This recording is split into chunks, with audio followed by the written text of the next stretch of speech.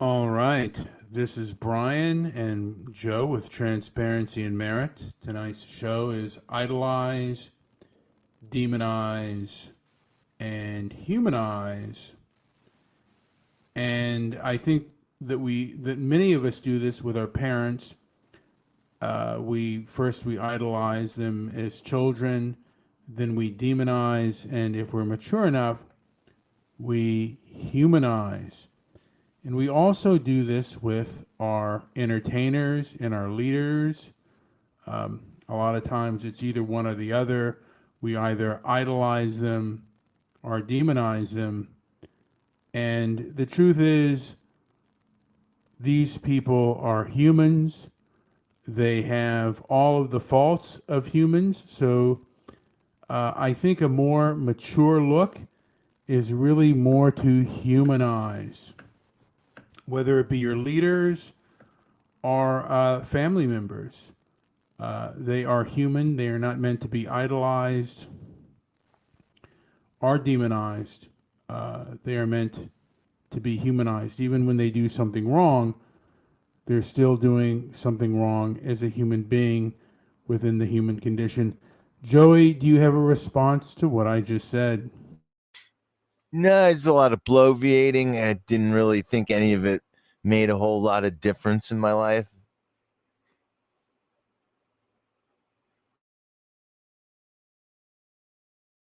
You know what? You aren't, Joey, you are not the only one that has said that. I just got, let me see here. And she doesn't allow me to respond, but Debbie Daly commented saying, Brian, we've known each other for many years. What I say to you, I say from the heart. You cannot keep doing these podcasts about you. No one cares. People never care about my business, and they don't care about yours. You're never going to win. You're never going to build any kind of listener base continually whining about what you had to eat that day, or you are a victim on social media, blah, blah, blah. My shows were mostly about laughing and having fun with people. We sometimes get into serious subjects, but never was about my personal life. Give me a break. Okay. I'm not going to read any more of it, but dude. I don't agree with that because then by saying that, even by Debbie saying that, she's digging a bit into your personal, like your intent here. And all she has to do is ask you what your intent for these videos is rather than tell you what's right and what's wrong. And so I get it. I'm not against you doing that. Where is your intent? And what is your intent? And are you practicing what you preach? And are the things you're saying, are you basing a lot of your points of views on your experience? And Debbie can shove it because her experience is not your experience. So I think that's where that goes. And I don't see a problem with it. I just don't find a whole lot of value. I don't see the world really operating that way. I just don't see that as maybe I missed something. Can you paraphrase? Can you maybe give a one sentence summary of what you were talking about? Well, she said talking about my personal life, and nobody wants to hear this subject here tonight. I don't care about that. Paraphrase on what I'm saying. Well, I got this idea, and I forget the name of the gentleman. He's an Iranian gentleman, and I'll find his name. Probably I'll put it in on like just put a bleep on who the gentleman's name is. But he's I don't know if he is an American of Iranian descent or if he immigrated. He became an American. Okay, okay, who cares? Okay, well, all right. Well, he said what people tend to do with their parents is they idolize. As children, they idolize, and then like as adolescents, they demonize, and as they grow older, they humanize. And I think and I want to almost expand on that, not only with our parents, but with authority figures in general. A lot of times we'll either idolize. Brian, you can also maybe back a little bit from your mic because you're just. There you go. There you go. All right. So yeah, we tend to idolize, and then those we oppose, we tend to demonize, and we rarely, if ever, humanize. And I'm a person who came from the experience where, for the longest time, there were people in my life that I idolized when I was young, and then I began to demonize. And it's very hard at times to humanize people, particularly when people are doing wrong or what you believe to be is wrong.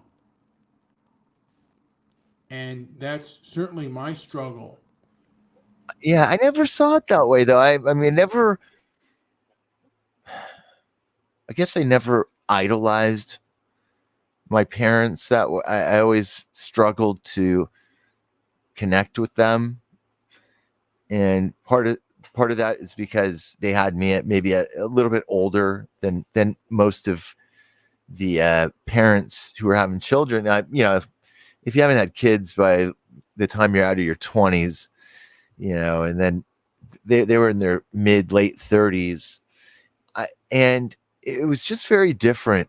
I think I had a different outlook on things, and I never really could connect in a certain way, and I can never understand that. Now that age is far less of a barrier, I feel like I'm far more able now to connect with my dad. My mom did pass away this year, 4 months after getting vaccinated. That's a whole nother story. But I connect with him. I don't.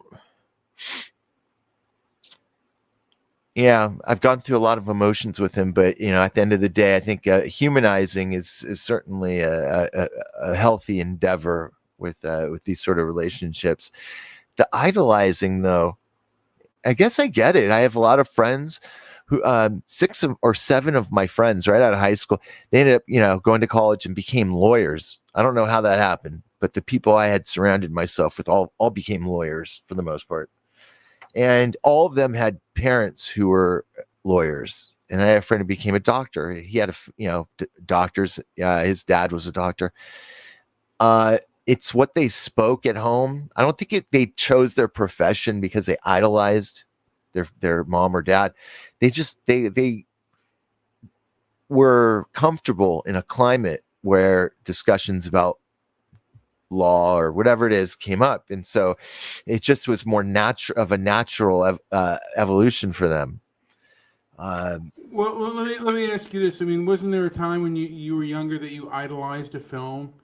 I mean, even till recently, there were films that I idolized, and then I realized, that they were made by human beings, and I more along the line began to humanize even the entertainment.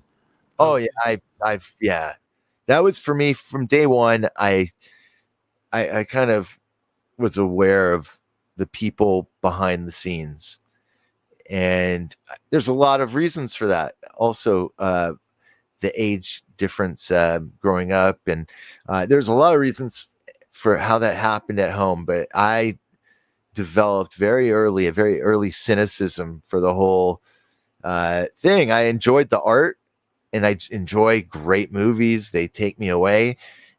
For a minute, when I go into the movie theater, I'm able to completely disengage from life and connect into a movie if it's really good. Like I remember seeing The Matrix at the theater, and being completely like just engrossed in that. I felt so cool. I left the movie theater feeling so like, what did I just see? My mind's blown. And that happened a few times, but I was never too big on the actor. None of that made any difference. And then the more I learned, it always just went downhill from there. Like I was just like, these people are, whatever. I learned kind of like my whatever I came to understand about the process of movie filmmaking and actor, what it means to be an actor. And I even did some acting. I acted in a play, and I got signed on to a play after that, and it was called some weird. I think it was like Dance of the Penguins or something, and I was going to be some penguin from Poland, and I dropped out of it, but anyways, I saw a lot of parallels. I see a lot of things that are very true and very important in life, but I never felt like anything was so important that I would idolize it more than I would idolize myself.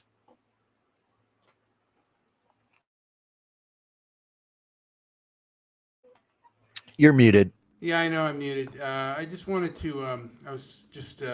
I'm thinking about spreading this puppy around a little bit, but yeah, I mean, as a kid, there were films that I idolized, and was my father that I idolized, and sometimes when I began to kind of, I guess to a degree, began to see that my father had a kind of a facade that he had kind of built up, and that was to a degree kind of fake. I began to, I guess, demonize, and it wasn't really till a lot later that I began to really humanize him. And I am definitely guilty of um, of doing a lot of the things, perhaps that I accuse others of doing. I could be wrong on that, but I think we all have perhaps a level of hypocrisy and uh, and selfishness and the whatnot. Well, sometimes our views can be updated in a moment's notice, right? You could do it. I've done podcasts days or even weeks before something occurs to me that it just kind of opens the door of what I had been thinking of before. And so I've changed. I have a change of heart, a change of mind. I just have completely redesigned my way of thinking about something. And do I care if anybody thinks that I'm being duplicitous or deviating or not practicing what I No, I'm just, if it's something I realize, I'm gonna I'm gonna pursue that way of thinking about it and go with that. And so I've had to jump ship on some sort of some philosophies and how to deal with certain issues or how to accomplish certain goals. And you know I can't help what somebody else perceives as maybe going back on what I had said previously. I can't help that. I would just carry forward. Again, I think it's just having that courage to walk that walk. What's up, Pia Sedora? Butterfly was a great movie. Toronto. And also, let's not forget Pia Zadora's first film, which Yes. was Santa. Was it Santa Conquers the Martians or Santa? Yeah, something about Santa and the Martians, and they had a great song there. Hooray for Santa Claus! And I Is think that the one where she got raped by her dad? no. And then Butterfly, she has consensual relations with her uncle. The movie is called Butterfly with Pia Zadora, and yeah, it I was thought it was Butterface because not Butterface. Butterfly. Fly. It was with Pia Zadora, Stacy Keach, and the great Orson Welles. We will. Do you remember the saying? We will sell no wine before it's time. Who could forget? Wasn't that the Gallo brothers? Yeah, but it was yes, but it was the great Orson Welles who said those Oh lines. yeah. The commercial. Yeah. Yes, yes. And then he did a few horror films. I think he killed someone one time with a flying cookie, or at least that's what Elvira said, Mistress of Yeah, the Dark. it happens. Yes, we are getting, by the way, close to Halloween, which is yes, going to be completely amazing. But I think you should dress as the guy who ran over all those people in Santa Barbara at the incel. I can't look like him. I'm too heavy. But you know what? You'd play him just right though. Let me just say this. I know somebody who could really play, and we both know somebody in our Discord that would really, I think, probably make a wonderful Elliot. But I don't want to get into that. That's kind of, I don't want to get really into that. That could get us hurt. And what he did was an evil thing, by the way. And he was a human being too, but he did some very bad things. And we If you can know get, that story, of course. well, Joey should dress as a placenta. I like that. I might try that this year. so I mean, and for the longest of time, Joe, you were an extremely big fan of 2001: A Space Odyssey. I even have that movie on Laserdisc. Yes. And you are no longer that big of a fan of the film. It looks like a setup to you. I enjoy it for what it is. And there's some, Absolutely right. I feel I came to really become far more, I guess, studied in. I'm not like an expert or anything, but I got into for a few years. I was really into researching, symbolism in media and propaganda and narratives and cultural narratives, and I came to, and you really have to look at the whole discography, the whole catalog of what's his name, the director's movies, and he made a bunch of, what's his name? Why am I blanking on his name? Stanley Kubrick. Sorry. Yeah, Stanley Kubrick.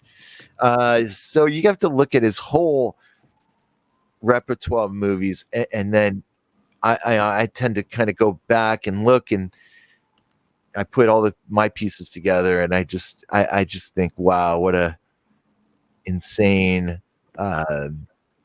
connection he had with NASA.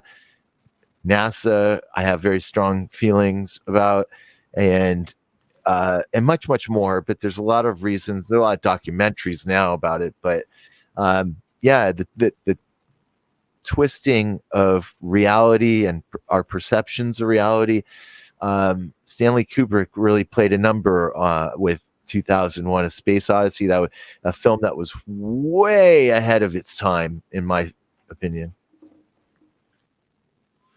Well, I'll just say this. I'm looking at Pia Zadora. He makes me laugh. And it is good to laugh. It's good to laugh, by the way. Life is absurd in a lot of ways, so it is good to laugh at things and have fun. And even though we are facing some perhaps really bad things with regards to the economy, and if you're living in America or even in the West, you're facing some pretty bad times, and hopefully we can talk about it. And a lot of these decisions are made by human beings, and human beings make mistakes, and we should. The truth is, the one thing I want to get, or that I strive to gain with this show and with others, is some form of human connection. And I come through the philosophy is we are human, we have human faults, and they're interconnected with most of us. There are a few that deviate, but the exception proves the rule.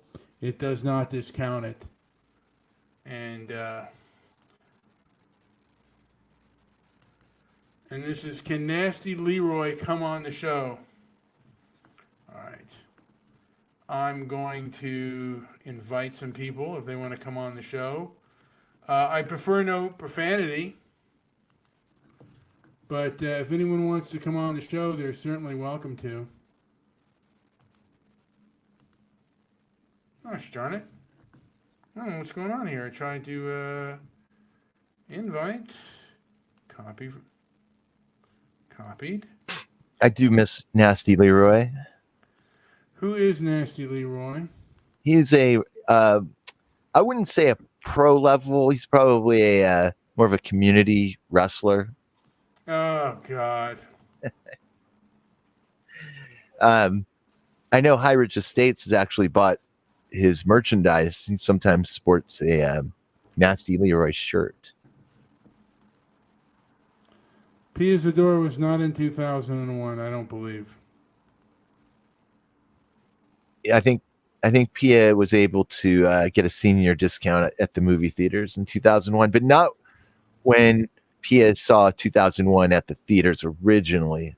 Okay, got it.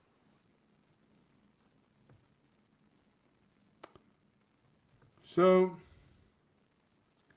yeah, I don't know how much longer we're going to go because I think we've said a lot of things that we're going to. Now, we do have Scott. Scott, what say you? Good evening. What's up, boys? Greetings, Scott. Greetings. JP, you're both looking very handsome, especially Brian's new black hat. I like it. It is new, right? I haven't seen Yes, it is. It is. Dude. Yeah. He's sporting a new look. Sporting. He's fly. It's a good look, brother. I do like the compliments, and It's not a compliment. It's a fucking fact. Excuse me. It's a fact, sir, that you look so handsome. So let me ask you this: what do you think of the show so far? Have you gained anything? I'm gonna be honest. I haven't listened to the show so far. Give me like a 5-second question or something, then I'll talk to you about what I want to talk about real quick. I got the idea from the show because I was listening to another podcast, and basically he said people do this with their parents, and they do this with politicians.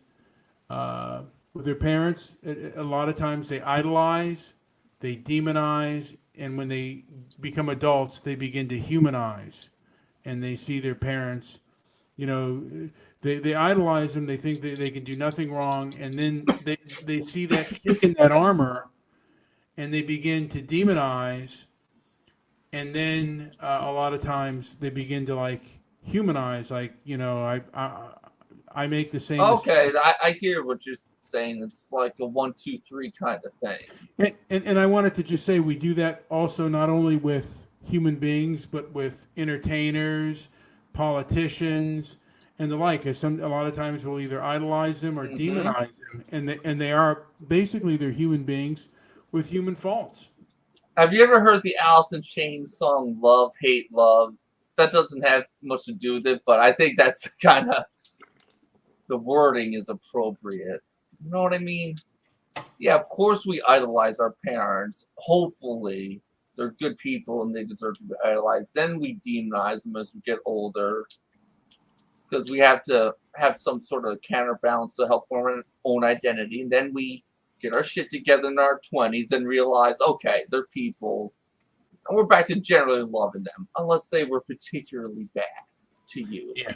Now, right? Does that make sense, Joey? How did that sound? It sounds great, Does that sound cogent? Life, you realize they're not going to be here forever and all that. So, dude, that is, God bless my mother. It sucks seeing her become less physically mobile, and that I'm not. It's talking hard. Shit about her, it's just a fact. And well, Brian and I saw, went through that, and it's the fact of life. I didn't have any experience personally with that sort of that amount of decline in physical health. But when that struck, it was like, yeah, I had the same feeling. Like, damn, she can't move like she used to, and it just kept progressing. And yeah. With regards to my mother, she died like rather suddenly. you had different things. And then my father was a slow, very painful decline, and I'd rather die like my mother. I pass away like my mother than like my father. But again, I think it's okay. This is getting depressing. I'm not minimizing things, man, but brought it up. But I'll tell you this. I think that for me, what I'd like to do with people is perhaps change their perspective, or at least get them to think of a perspective. And it's difficult to do it. I mean, it's difficult for me to do when I disagree with someone.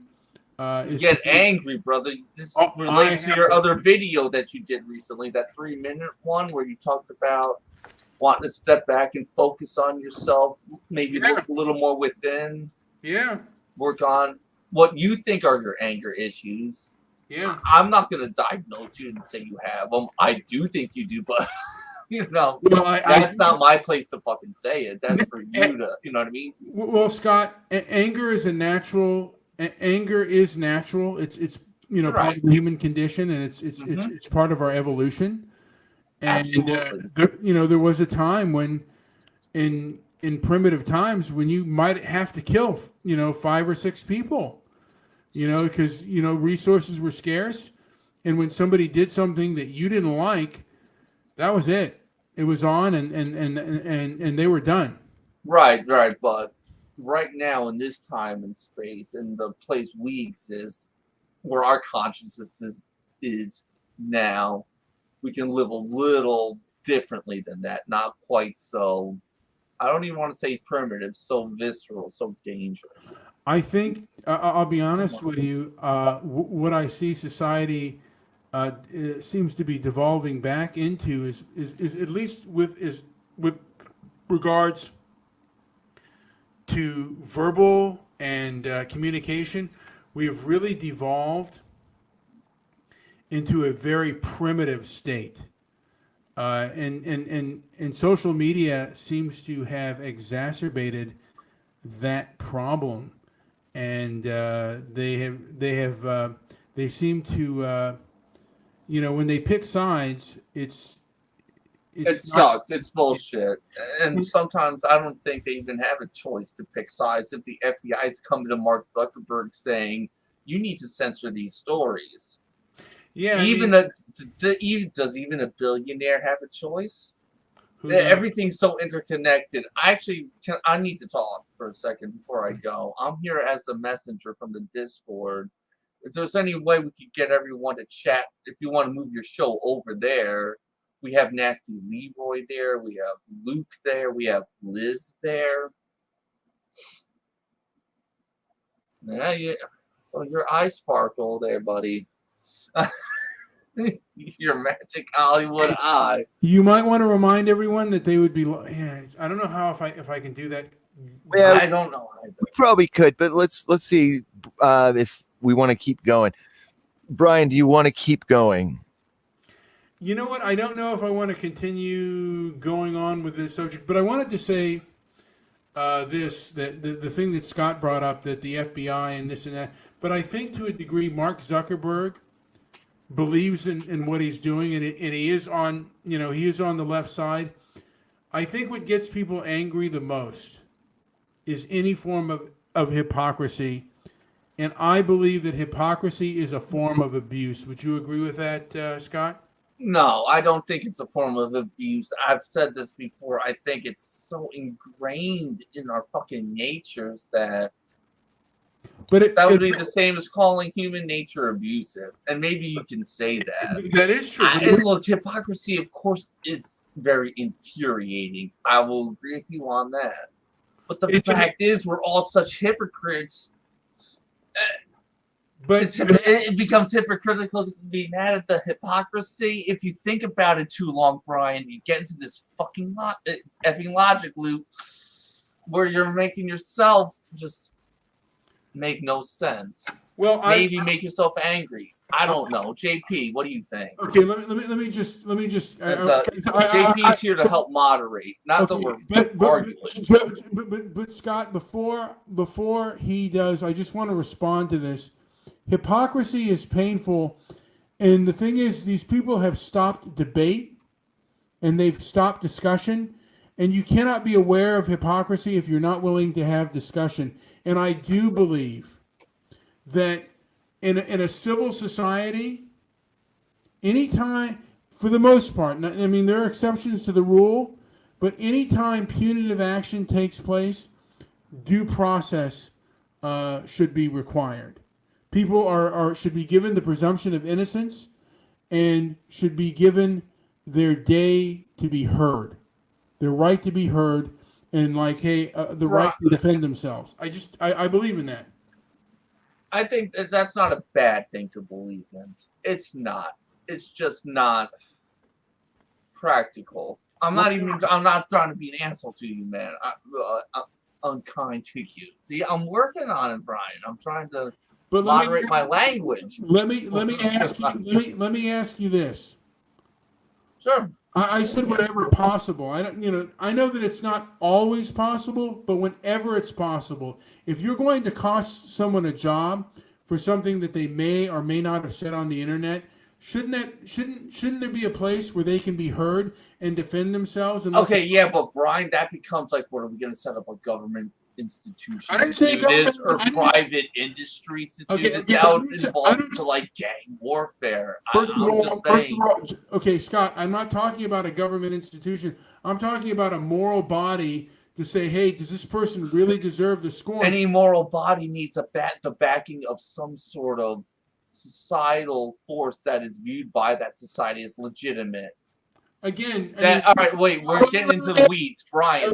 I gotta make. Who decides? Okay, But right now we have a body, and I think there are a minority of people who decide who gets fired and who gets debanked and things like that. So we have a small minority that has taken control of things, because the cancel culture crowd, I don't think is very large, but they are powerful, and they do not allow due process for human beings, and they're causing a lot of suffering. All right, well, due process is such a legalistic term that I don't know if it's even helpful in these discussions. But I got to get back to my point, Brian. Okay. I'm not trying to be rude. Okay, go ahead. All right, because I'm at the. Let's make this show fun. How do we want to do this, JP? Do you want to have some of the Discord people come over, the ones that want to? Let me see if my Discord. Yeah, okay. We're having fun. Anybody wants to call in, they're more than welcome. We have our. If they want to go into into it, all right. Let me mute myself here. I gotta go back to StreamYard, and let me talk to them. All right. Well, we'll see what happens with that. Now, Brian, idolize, demonize, humanize. Yes. On average, you're saying that this is the story arc for relationships between children and their parents, and not only children and their parents, but for political figures, for entertainment figures, there's a lot of idolization and demonization, and there's a very little humanization going on.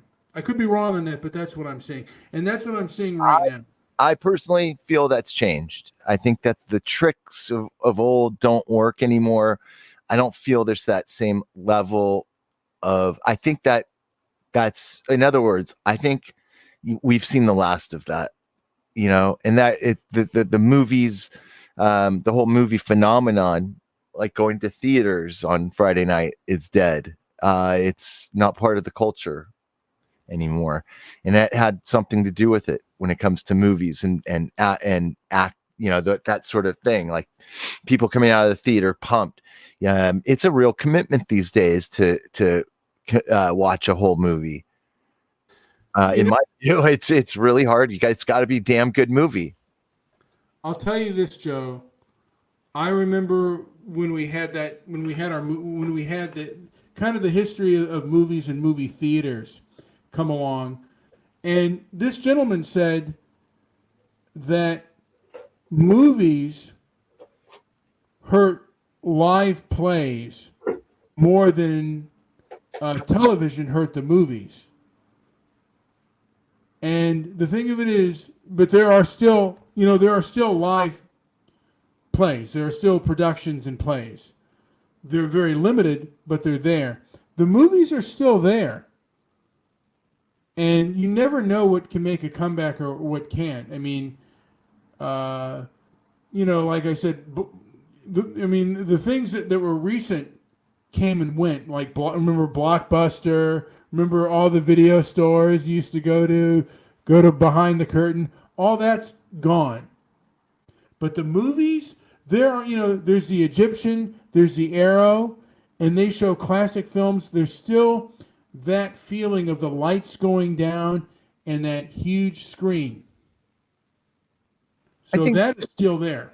But the idolization is what I'm talking about. Maybe the idolization of ideals more than the actors themselves, which might be what you're referring to. People do get, I think, an ideal gets picked up in culture and in society, and if there's a head of steam on it, and it starts snowballing and becoming a larger impact. And I'm talking about early on in some kind of cultural phenomenon. The writers start writing, and those movies get written, and the idea itself gets it's 10 minutes, but it just pushes the narrative a little further. And I don't know, I've been aware of that for a long time. That's why it takes a real good movie to make me stop and think and consider what and even, I mean, there's movies that I didn't think I'd like at all that I feel have had some of the larger, like, cultural impact, cultural trends, I'll give an example. Ready Player One, which was a book before the movie. Ready Player One was an incredible allegory for where the world seems to be heading. And I loved it. I thought it was so, for that point it made. It showed how small of a world now, how we live under these umbrellas in this realm, right? We have these huge umbrellas. That's why that movie was able to get all the great music, and then all those amazing characters, which are from different cultural phenomenon shows, and it just showed that this company. I think it was I can't remember who made Ready Player One, but it just showed that with the right, if you're under the Spielberg had a role in it, I think. Yeah, I think so. Yeah, you're right. Spielberg did, and so he had this whole laundry list of options for who he can get options for to display in the movie. And in the past, that was impossible. Movies just didn't have that many highly acclaimed cultural figures under the same movie. It'd just be too expensive for the budget. The one thing that cinema, that social media has done, it's really balkanized. Like, is the film woke? Is it playing to the wokesters? Is it and there is such a cultural cinema right now, and what do you call it? The streaming video places. The stuff that they put out seems to just produce a lot of both negative and positive kinds of things. Like, we have this Pinocchio film. I guess the fairy, and I don't know if she was, if it was she was black. I don't know if she was a male or like a transsexual or male or female. But there was all this Hubble Baloo, and now they have the Little Mermaid. The Little Mermaid is black. They had this whole thing with the Hobbit, and there's just like a big cultural thing that I don't know if years ago this necessarily would have happened. Yeah, I saw that too, Brian. That was wow. Yeah, but you know, I mean, and for me, it's kind of sad because Joe and I are both, and I think that Dennis is also an '80s guy, and who doesn't? I mean, Dennis, do you remember Fast Times at Ridgemont High? I think that might have been your life story as it was mine. You know, Spicoli. Oh yes, I remember Fast Times at Ridgemont High, and I got something to say about that movie. Okay. What's that? All right. Is Jason Jennifer Lee? Yes, They portrayed her as a 15-year-old, that's correct. and Good. and they did show boobies, That's correct. They did as well. right? I'm glad you could add that. Yeah. And by Yeah, the way, so- yeah, that film could never be made today, No. with the political correctness, because having a 15-year-old lose her, I mean, in the film, she loses her Portrayed her as virginity. 15.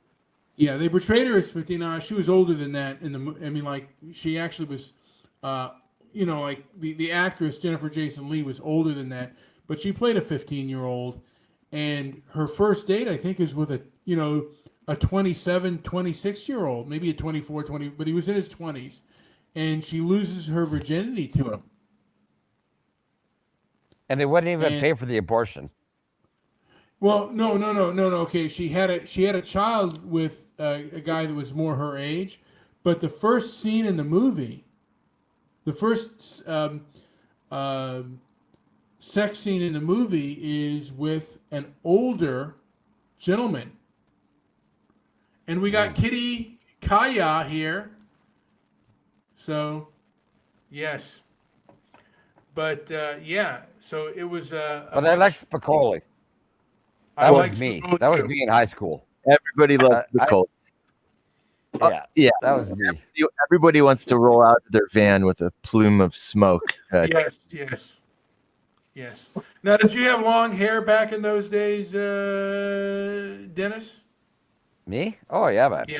Of course. Now, Scott, were you able to catch Fast Times at Richmond High, or were you too You young? know what? Don't get mad at me. Don't get mad. I've I never don't get- seen Fast Times at Richmond Oh no, High. man! No. Have you seen Animal House? Have you seen Animal House? I've seen parts of Have you- yeah. I've seen parts of it at least. That's an amazing film too. A lot of fun. It was fun. It was fun, man. It's Yeah. jokes. Yeah, it was fun. It was.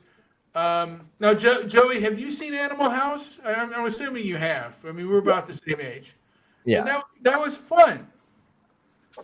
It was pretty good. I always thought it was a little bit of an overrated film.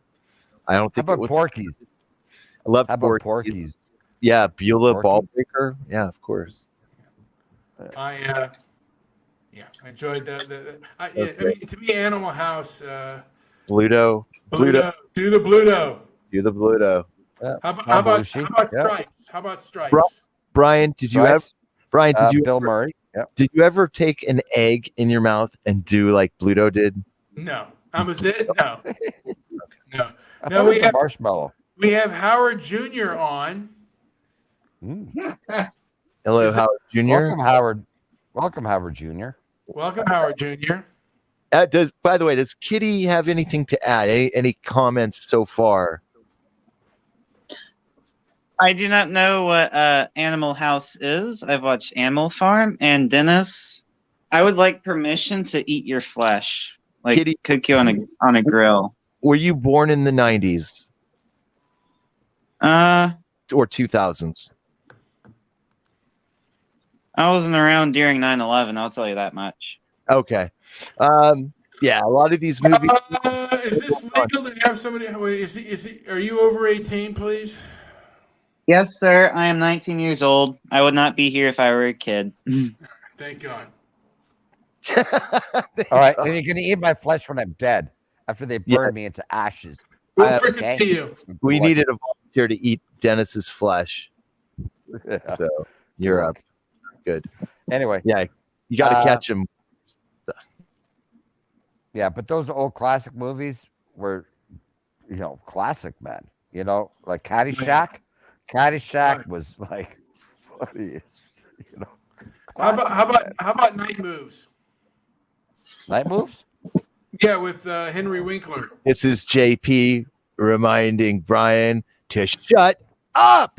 Okay. No, I thought that was Night Shift. That was Night Shift. That was Night Not Shift, Night yeah, Moves. yeah. That was I nice. was gonna say Night Moves is a fucking Bob Seger Yeah, yeah, song. that's Night Shift. Working on the night Where's moves. Night Moves. Trying to kill them old-fashioned teenage blues. That's from the American. Now, did anyone here see, besides Joey and I, did anyone here see the movie American Pop?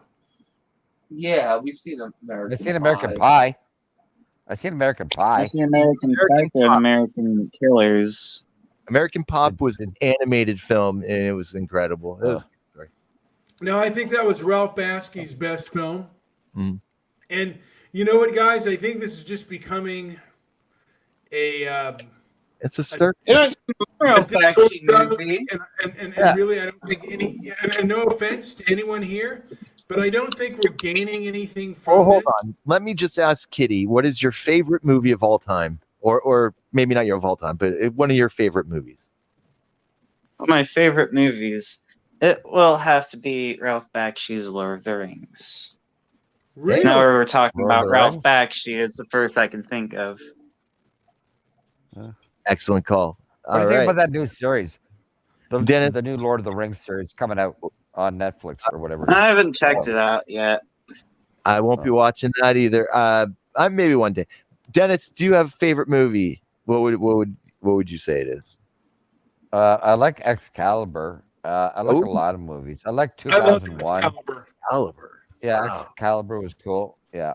Love that 2001 film, too. Space Odyssey was cool. Caliber Yeah, is my yeah. favorite movie. Is something I've No never heard way. ever. No, I've never I heard. liked it. I didn't say I would say I was it was my impressed, favorite man. movie, but I really enjoyed it. Scott, do you have a favorite movie or movie that you prefer over others? Lord of the Rings trilogy. Wow, 2 Lord of the Ring votes today. Well, she liked the Ralph All right. Bakshi Lord of the Rings, and I think that Yeah, Scott and the Peter enjoyed Jackson. the live action from Yes.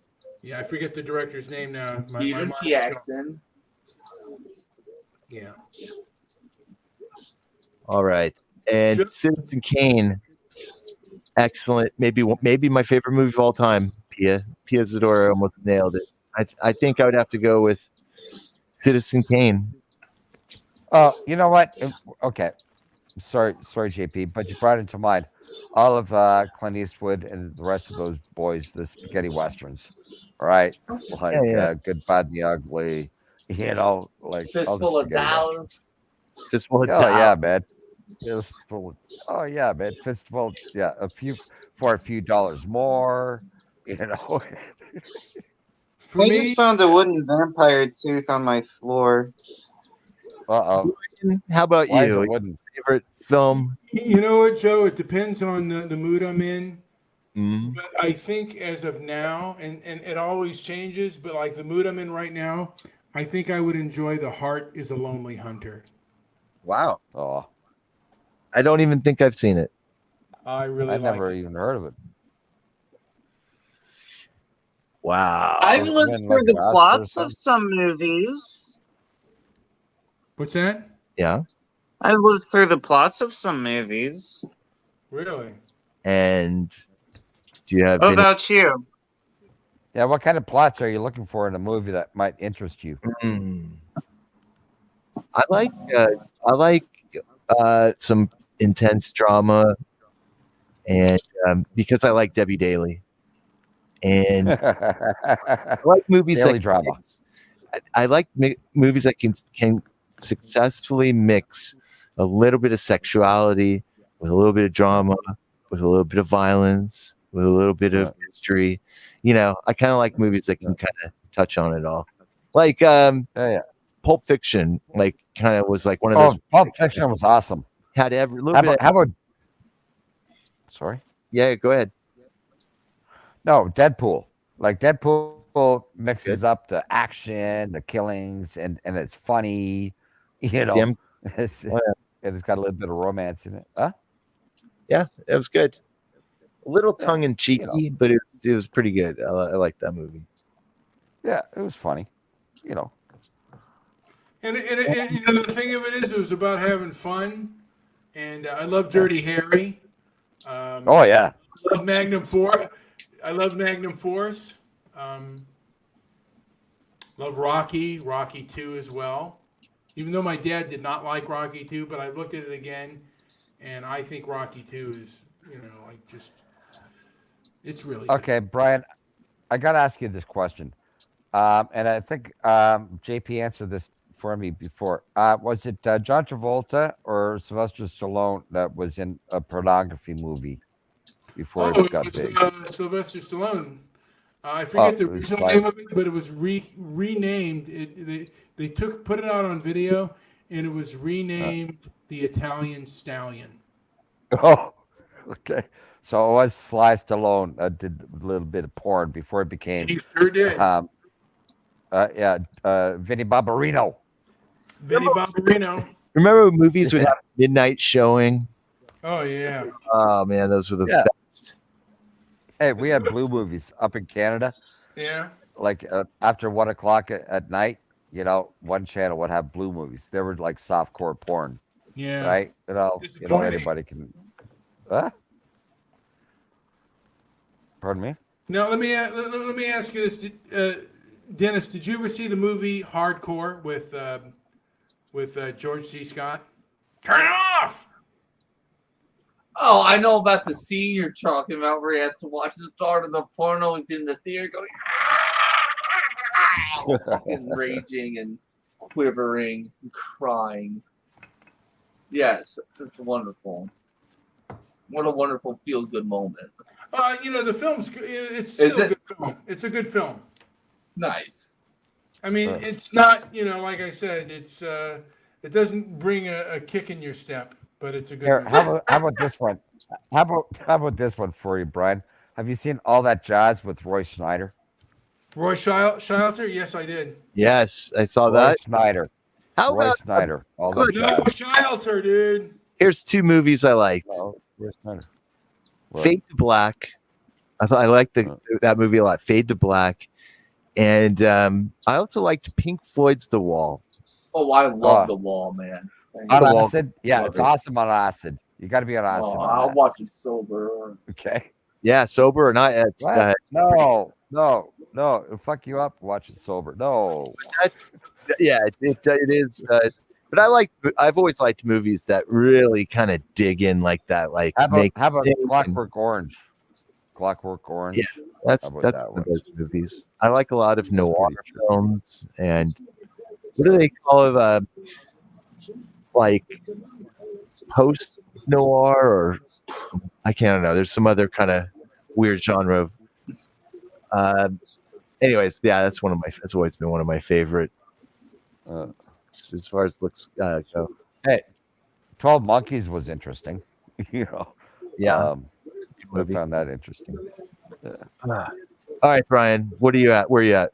I am at the point where I think we have devolved into something perhaps I wasn't looking towards, but it happened anyway. A little addendum to our initial start. Yeah. We're good. We're ready to go. No, I'll end on Yeah. this. Is there anything that any of you as a young person idolized that you no longer idolize anymore? Like any- Idolize, demonize, and humanize? Yeah. Yeah, it'll be called my ex-wives. All right. and yeah, they know and they're sad. And that but I put them in what the about as position far? that they Now, put now themselves in. this can include like a movie character, politician, or a musician. I don't care about that them. you idolize? Who did you like? Was there any musician or actor that you idolized? Jimi Hendrix. Jimi Hendrix was cool. Bob Marley. You got there's so many, man. True artists. Okay. Okay, Scott, I'll go. I want to go real quick. I used to idolize Ozzy Osbourne, then I found out he was such a. I don't anymore. I don't even want to get into it. Mm. I gotta go pee. I'm assuming by the time I get back, the show will be done. So thank you for letting me come on. It's been fun.